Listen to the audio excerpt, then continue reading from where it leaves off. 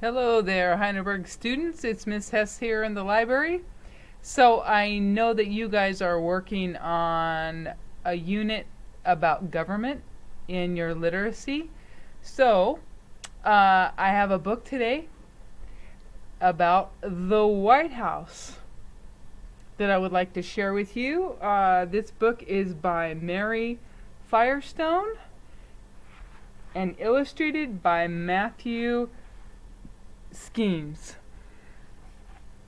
So this is all about the White House. Everything you always wanted to know about the White House, but were afraid to ask. Okay?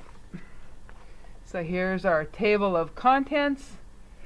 We find table of contents in nonfiction books that list the kinds of topics that are inside the book. So if I was doing research and I just wanted to get a quick down and dirty about one or two topics, maybe I would look them up and I would just turn right to the page.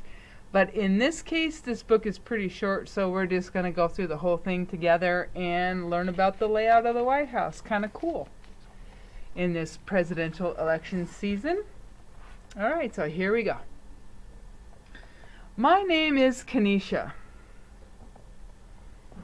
I'm a White House Secret Service agent. I'm here to show you the most famous house in the country. The home and office of the President of the United States. The White House. The White House is an important symbol of leadership and democracy. It is where some of the most important decisions about the United States are made. And sure enough, we have a little caption for this picture here. It says the White House welcomes about 1,000 visitors every day. And you know, I always like the little captions. They always have like little factoids, right? 1,000 visitors a day to the White House. That's a lot of people, right? A new home in the city. George Washington picked the place for the White House in 1790. He chose a wooded area near the Potomac River. The White House was part of a large project to build a city for the U.S. government. That city became known as, you guessed it, Washington, D.C. Who designed it? The president's house had to be special. A contest was held to see who had the best design. An Irishman named James Hoban won. His building looked a lot like Leinster House, a government building in Dublin, Ireland. And our caption here says, the first name for the White House was the President's House. It was later named the Executive Mansion. In 1901, President Theodore Roosevelt officially changed its name to the White House. So that was President Roosevelt who's responsible for the name. The first family moves in. The first president to live in the White House was John Adams, the second president of the United States. He moved in with his family in 1800, but the White House wasn't finished yet. There were no water pipes. The rooms had no heat. There was no place to dry the family's laundry. President Adams' wife, Abigail, had to hang clothes on ropes in the East Room. Can you imagine that? It just sounds so crazy now. This is the first president of the United States, George Washington, never lived in the White House. He was the only president who didn't live there. Okay, interesting factoid. Wartime and the White House. President James Madison and his wife Dolly moved into the White House in 1809. Sadly, during the War of 1812, the British burned the building. Only the outside walls survived the fire.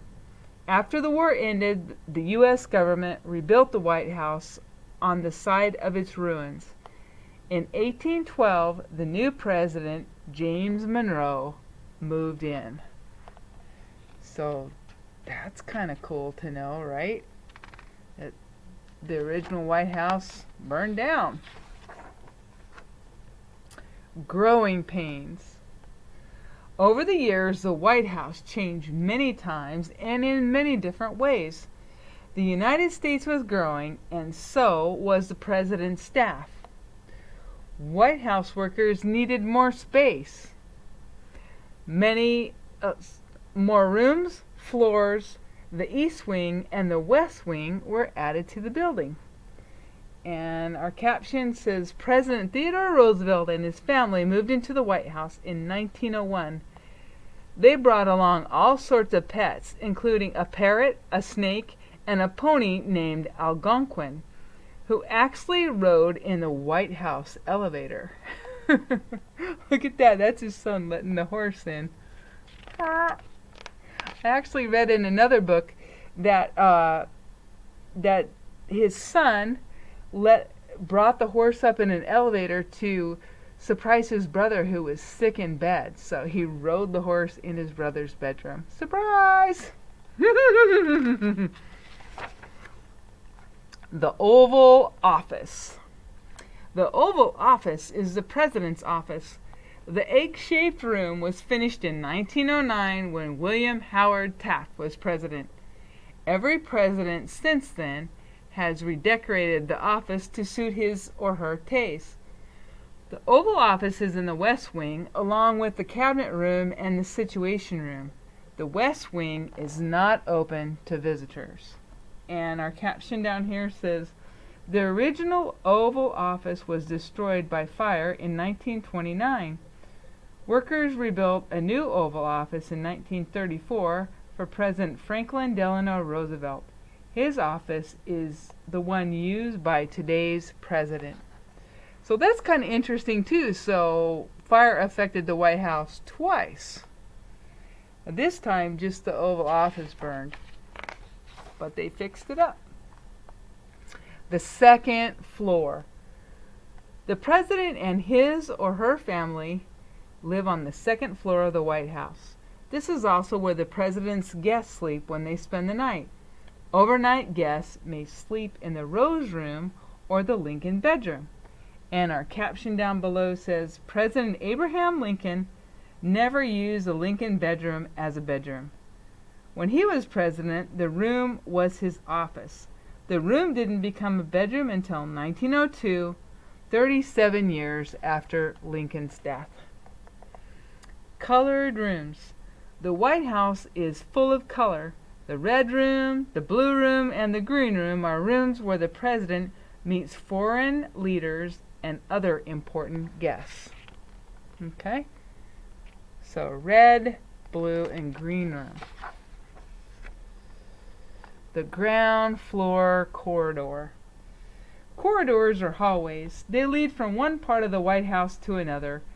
From the ground floor corridor, visitors can peek into the oval-shaped diplomatic reception room.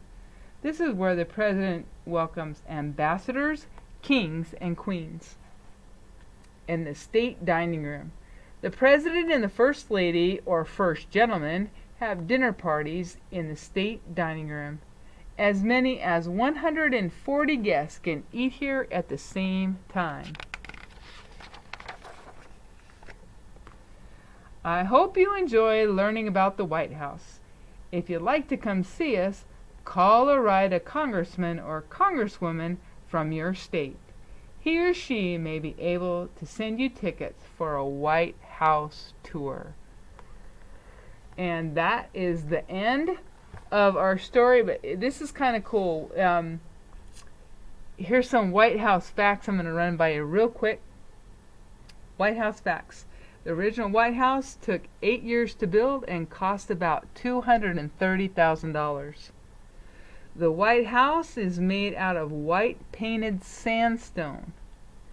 It takes 570 gallons of paint to cover the outside walls. That's a lot of paint. Did you know that the White House is much bigger than it looks? A lot of it is below ground or hidden by trees. It has, are you ready for this? 6 stories, 412 doors, 147 windows, 28 fireplaces, 8 staircases, 132 rooms, and 35 bathrooms. A tennis court, a bowling lane, a movie theater, a jogging track, a swimming pool. Wow. So that's some little factoids about the White House and our glossary. Remember, a glossary is if you hit a word in the text that you don't understand, you can look back at the glossary and it's like your own little private dictionary for that book. Alright guys, I hope you enjoyed learning about the White House, and I wish you a good day.